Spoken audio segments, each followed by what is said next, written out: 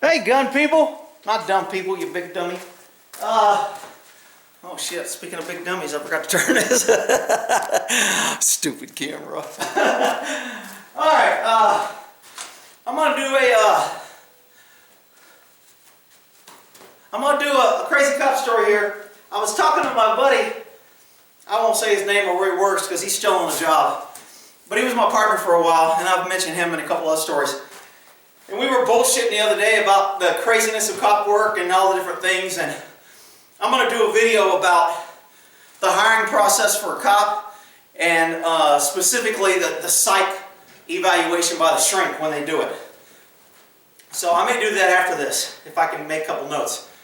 But I'm out of breath because I just ran my horse. I was running around and did a horse video. So I'm a little out of breath.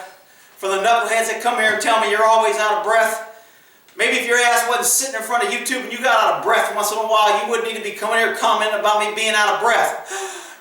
There, how you like that shit? Alright, so crazy cop story. I completely forgot about this story. To me it was no big deal. But when Joe brought it, oh shit, I said his name, damn it. When Joseph Figaroli brought it up, he said, when he brought that shit up, I was laughing. I go, man, I completely forgot about that till you brought it up. And that's the problem with these stories. A lot of people be like, man, there's so many things that happen throughout your career, you know, over the years that you just forget. Some of the things stand out. Sometimes when I'm doing a video, another thing that'll happen will come on mind. I'll go try to type it out later and I'll go, I can't remember what the hell it is. Sometimes I'll wake up in the middle of the night and go, oh man, I was just dreaming about this. It reminds me of that story. I'll do a video on it. Next morning it's like, shit, what the hell was I dreaming about? So I still got maybe 5, 10 stories that I've got written down, but they keep growing. So anyway, I'm talking to Joseph Filarogio, and he's like, hey man, you remember that time when we first started working together? And I go, which one? He goes, we were way out in the middle of a county road. It was just me and you, and this is when we first kind of knew. So he didn't really. We'd only worked I don't know how long, but not long enough for him to really know who I am or how I do business. You know, we just made a cute contact. We hadn't been in any serious high risk dealing with bad guy situation where we had to slam somebody or taser or baton them or, you know, pull a gun, nothing. So, well, I'm sure we pulled a gun on people, but never like this situation. So we stopped this car, and I can't remember. He mentioned a traffic stop, and I can't remember what it was. I'm sure it had 2 or 3 gangbanger looking dudes. We were way out in the middle of the county, in the middle of nowhere, either coming from somewhere, going out to take a leak, whatever we were doing on this road, and these knuckleheads passed us. And I always, as a cop, if you're a cop, always look people in the face. When they're driving, stare right into their eyes. Because they're going to do one of 2 things. They'll either look away kind of like, oh shit, I don't want to get a ticket. They may smile and wave. But you're going to tell a lot by their facial expression on whether they have what the courts have described as a consciousness of guilt. Has that fear factor, behavior, kind of non-verbal, that oh shit pucker factor as a cop look. Because, I mean, even if a cop's behind me today, I'm kind of like checking my speed limit, making sure I don't have a gun laying out in case he walks up, he won't see a gun. You know, I'm like, shit, do I have my plate on? Yeah, is the tailgate down? Good. I go through this checklist on what this cop behind me is doing, because I know he's looking at my car going, hey, let me look at that truck. Yeah, the plate looks okay. I wonder if it's current registration. He's checking out my registration. He's seeing all this bullshit, see if he can pull me over, because I know that's what they do.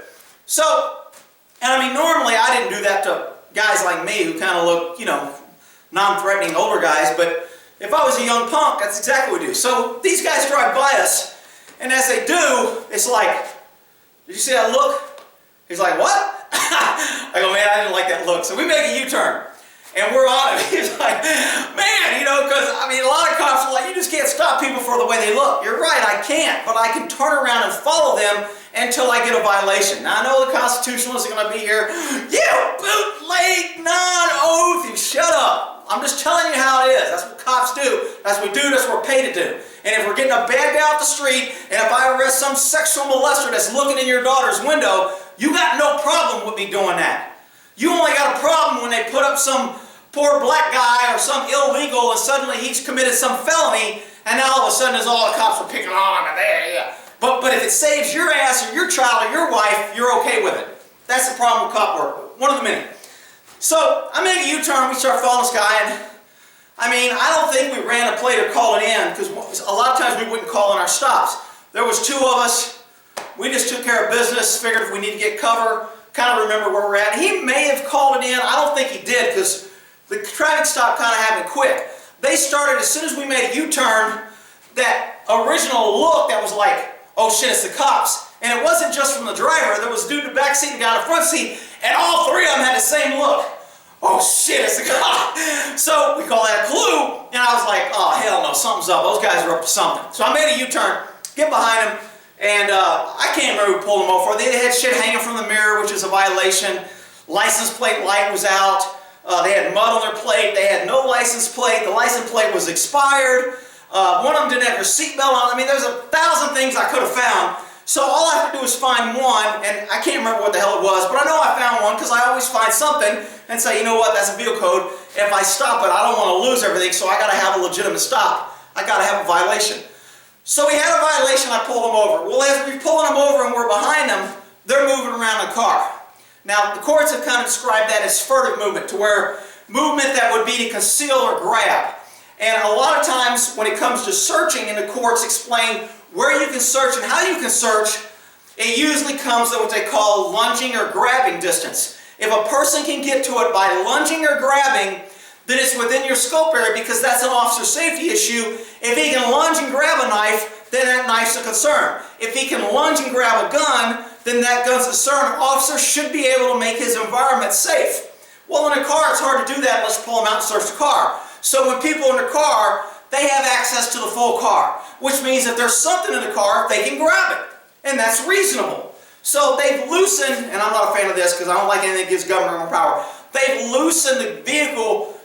You know, before you couldn't search a vehicle unless you had probable cause, or, I don't know if you could search where you was. I thought you had a probable cause to search a car. They were on probation, they were under arrest, they didn't have a license. You can search a car subject to a towing if you're going to tow it, and you don't have any other crime but towing because it's expired, the guy didn't have a license, there's a pickup order, whatever. If I tow the car, I can do what's called an inventory inspection. That's a fancy way of saying I'm searching a freaking car and whatever I find I can use. But it's not called a search because I can't search without probable cause or any suspicion of crime that would endanger my officer's safety or another officer. Then I can search. So over the years, they've made it easier and easier to search a car, and the courts have kind of explained it as cars are highly mobile. Everybody gets around in cars. Almost all criminals either use a car to and from their crime, transporting their burglary tools, transporting their drugs, or transporting their fruits of a crime. Therefore, since cars are so mobile, it's reasonable that cops ought to be able to search it pretty freaking easy. Now, I'm not sure exactly what the courts are now. I haven't searched in, it's been 5, 6, I don't know how long, years since I've been out there searching cars. So, case law changes depending on the state, etc. But most cars, if a cop sees you reach or go for further movement, he can do what's called an officer safety search, remove you from the car and see what you're reaching for. Now, you may have just dropped your wallet and reached for the wallet. Doesn't matter. It's always from the officer's mind, facts known to him at the time, that, hey, he was lunging for something. I don't know if it's a weapon, and I don't know if it was his wallet, and I know that people lie to me, especially crooks lie to me, especially crooks with weapons lie to me, so I'm searching the car because he reached the lunge. So we pull the car over, and by the time we get up there, something went wrong. They were fishy. So we either had our guns out or by our side. I don't think we were pointing at them yet, but our hinky factor went up, and we were like, something's not up on this time. They were watching us as we got out of the car. They were talking and communicating. All these things are articulable facts that you're going to need to say when you write a report or justify. If we ended up killing one of those guys, we would have to remember, well, why did you pull your gun out? Why did you approach the car? Well, why did you stop the car? Well, why did you make a U-turn? And, everybody's going to be like, oh my God, he made a U-turn because they looked at him. Doesn't matter. Doesn't matter what I do before I act on the facts. When I stopped that car, enforced, and went under the color of authority, and went under my red lights and pulled government authority on that person, I had probable cause to stop him for a vehicle code violation. So the fact that I turned around because he looked, the fact that I turned around because it was a good-looking blonde with big hooters, the fact that I turned around because it looked like some cranker dude was wigged out, doesn't matter. What matters is, why did I stop the car, and was the stop legitimate? And it was. I had a vehicle violation. So, and then we got into, again, articulable suspicion. It was dark. We were in the county. It was low light. We didn't have backup. I don't think we called it in, because I remember that being kind of part of the thing is, hey, nobody knows where we're at. If shit goes to shit and we don't get on the radio, we're on our own. Now, a lot of people, especially cops, come in, that's unsafe, you should never do that, and there's a lot of police departments that have policy, you call in every stop, you don't make a contact, and they put it all to officer safety, but what that ends up doing is pissing off dispatchers, and it makes aggressive officers that are out there working crooks, it makes them less likely to do anything. Because then the sergeant's like, you're tying up the radio. And then the dispatcher's like, I can't get any work done because I'm always answering his call and running plates. He runs 50 plates a shift. I'm tired of running his plates. So the sergeant comes and goes, yo man, you're running too many plates. Okay. So it causes cops not to do work when you make these restrictions to where cops have to do anything. We were out there, we'd make 20, 30 stops. If we called in all those stops and ran all those licenses and did everything, man, it'd be crazy. Now you got onboard computers, you can do a lot of stuff with computer, and we had onboards there. We didn't have one in our undercover car at the time, but now you can kind of put extra stuff. So, again, these are all articulable facts on why I'm about to do what I did in case it went bad and we had to kill one of these guys. So as we get up there, we either see gang colors, a gang shirt, Norteño, 14, Southerner, red, blue, whatever the hell it was, whatever gang we were working, we knew somehow they were gang related when we got up there. So that's another articulable fact.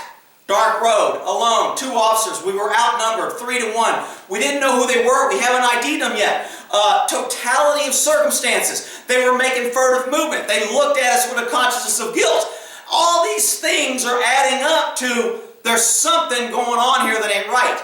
And if you remember on the Terry stop, for the cops who know about a Terry first or Terry stop, that went into, was it reasonable for a cop to come to the conclusion that he came to? Now, I think my conclusion so far is pretty good. It gets better. So, as we go up there, one of the guys in the back has his hand either between the seat or between the seat, we can't see his hand. Well, as soon as a hand is concealed, call that a clue, guns come out and it's like, dude, show me your freaking hands. Now, I'm not going to ask you to show me your hands before I have my gun out, because if you pull out a gun, that puts the power curve in front of you.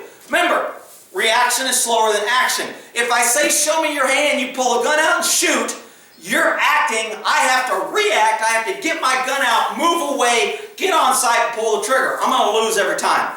Reaction is slower than action. So when a guy's got his hand concealed, or if a guy's got his hand underneath here and I'm saying, hey guy, why don't you show me your hands? No, what for? I didn't do nothing. I know my constitutional right, I don't have to show you my hand.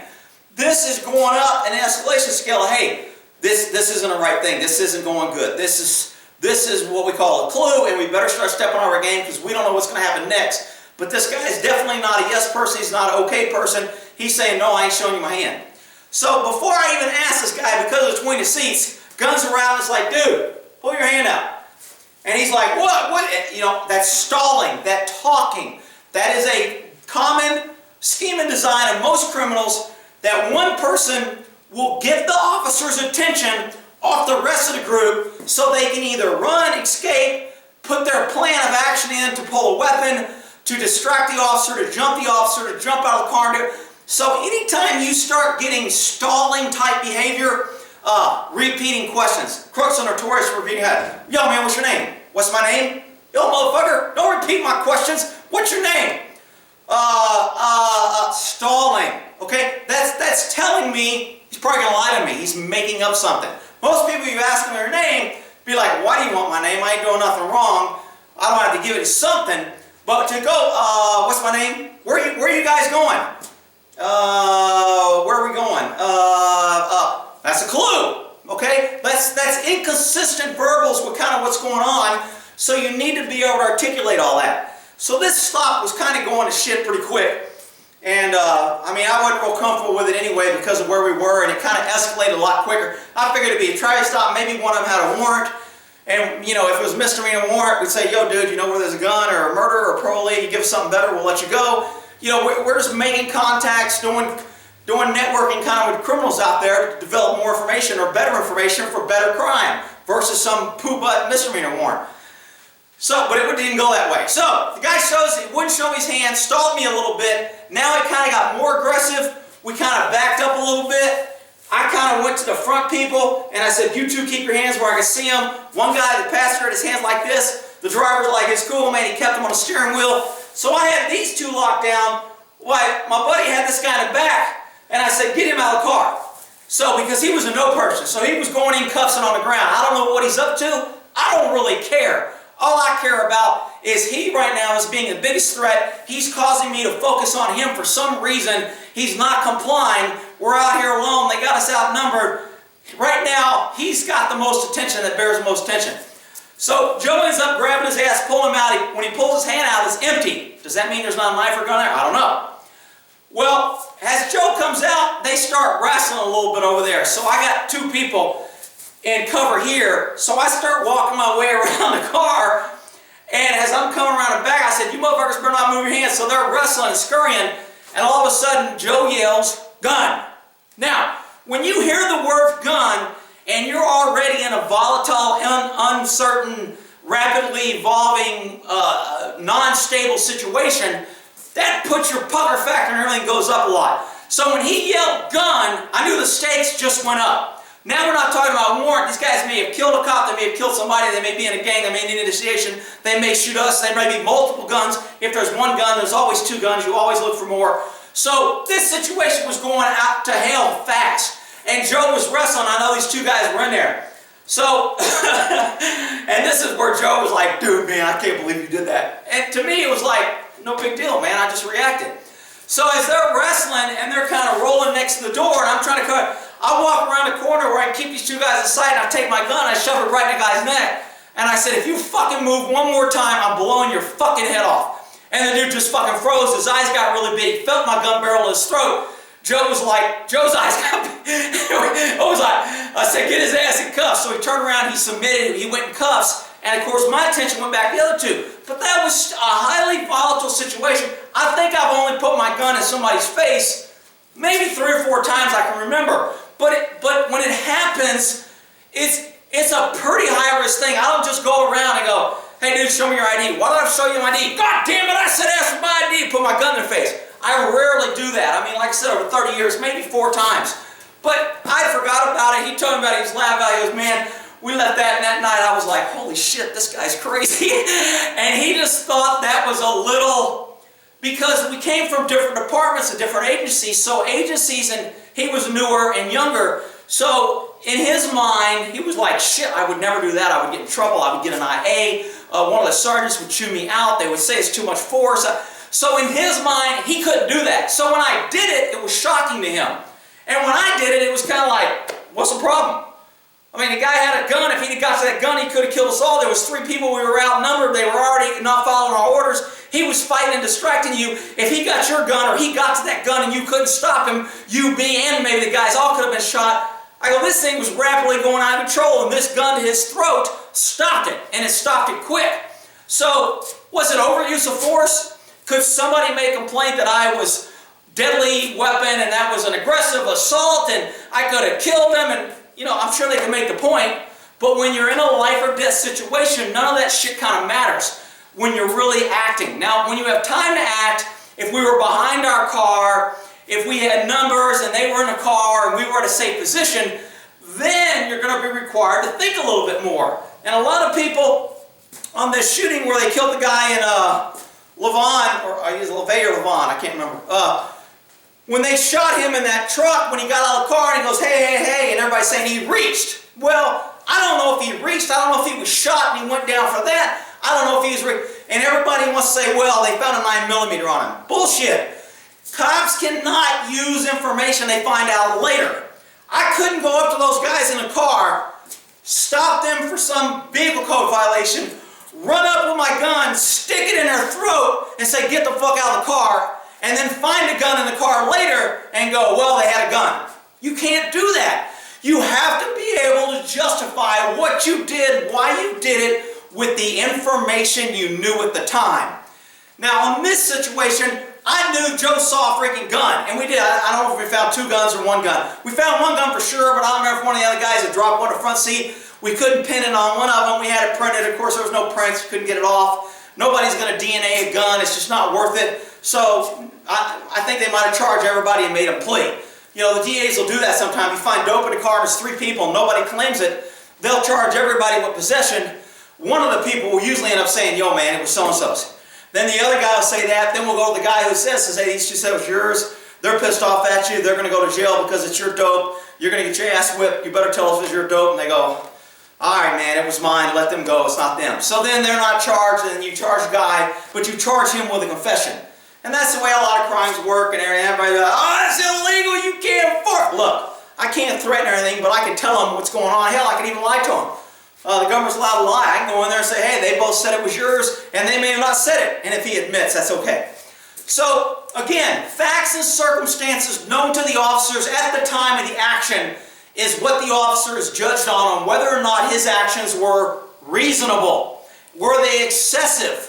Were they immediate? Was he in immediate danger? Did he have other options? And if he did, why didn't he use them? That's why I tell people who carry a gun. They want to go get pepper spray, they want to get a shocker, they want to get a knife, they want to get duct tape, whatever, you know, special drink that they can spit in the guy's eye and blind him. Whatever it is, the more shit that you have, the more you're going to have to justify if you use that gun on why you didn't use the other things. So I tell people, if you're carrying a gun, carry a freaking gun.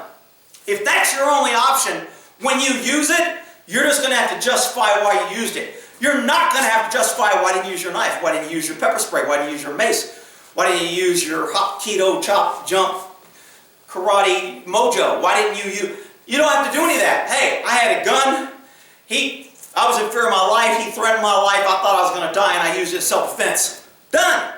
So I see a lot of women in gun stores buying pepper spray, especially the pink pepper spray, to match their pink grips on their gun, and I'm just like, why are you buying all these things? You're going to have it. The guy's probably going to take it away from you. It's probably going to be non-effective. You're not going to use it. I mean, most people buy pepper spray do not go home and spray something and see how far it goes and knows how to take off the safety and do it 5,000 times so it becomes muscle memory. What they do is they buy it, they stick it in their purse, they have it, they show it to all their friends, and when they need it, they can't even get it out of the freaking snap leather because they're so nervous they never did it. And by the time they do get it out, it's either being used on them or their purse is gone. So I'm not a big fan of all that other stuff, but I digress. Anyway, that's Crazy Cop story. 3 guys, I mean, they all went to jail. Like I said, we had a couple guns. I don't think we had any dope. 1 or 2 of them was on probation for gangs. So technically, because they're on probation, we can search the car anyway. But again, if we searched and found something, the defense would be arguing,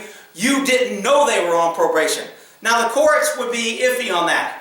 Well, even though they didn't know what they were on probation, the suspect knew it. He should have told them terms of his conditions of parole or probation is to notify an officer he is. Since these guys didn't tell him, we're going to put it back on their guy and we're going to admit the evidence. Another judge may go, you know what? You cops didn't know he was on probation. You shouldn't have searched him. I'm throwing it out. Now, not in our case, because like I said, I had plenty of stuff on why we got in that car. We had arrests, furtive movements, a gun, partner saw a gun, uncooperative behavior, consciousness of guilt, failure to comply with instructions, making furtive movement, refusing to show your hands. We had all kind of shit, so that wasn't an issue. But anyway, that's one of my crazy cop stories that I forgot, and I'm sure there's others I forgot. Maybe I'll remember them. I put up a little board in my garage, and a little thing, in case somebody noticed. Who's paying attention, they'll notice that that was changed. All right, talk to y'all later.